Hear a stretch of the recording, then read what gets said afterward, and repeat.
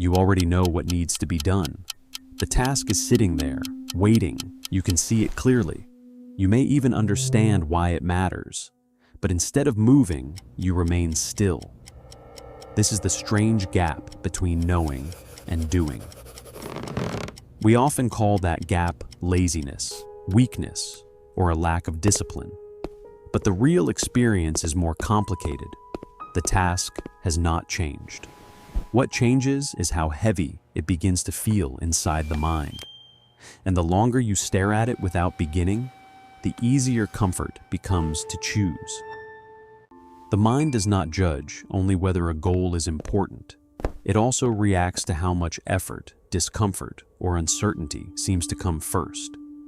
A future reward may matter deeply, but it is distant. Comfort is available now.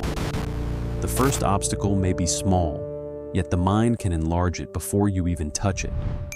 You imagine the time, the difficulty, the possibility of failure, and everything that could go wrong. Soon you are no longer responding to the first step. You are responding to the entire imagined journey. In that comparison, present effort can feel heavier than a future reward.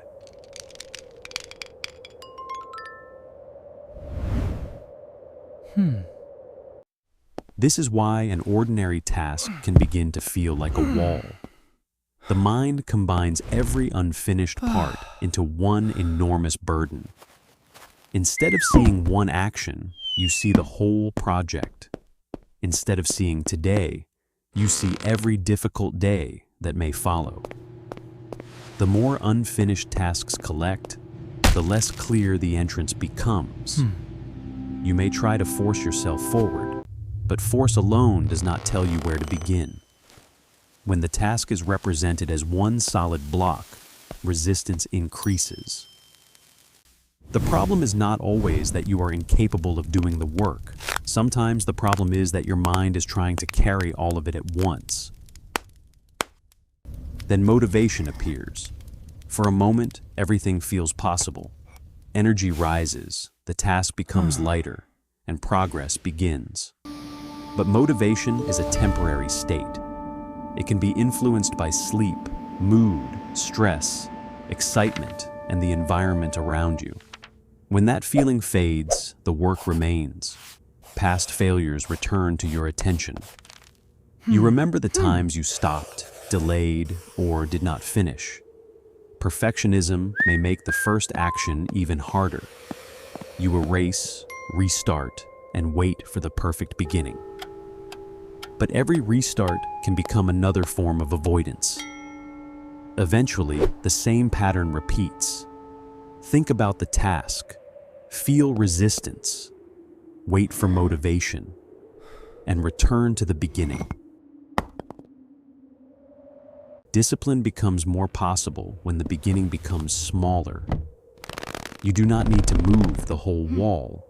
You need to find one loose piece, one action that is clear enough to perform without negotiating with yourself for several minutes. Open the document, put on the shoes, read one page, work for 5 minutes. The action may look too small to matter, but its purpose is not to finish the entire goal. Its purpose is to reduce the distance between intention and movement. Removing distractions also helps. When the path is obvious and the tools are ready, the mind has fewer opportunities to delay.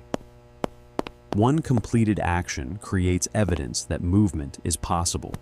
But discipline is not a perfect path. There will be missed days, distractions, low-energy moments, and interruptions. Missing once does not erase the steps that came before it. What matters is the return.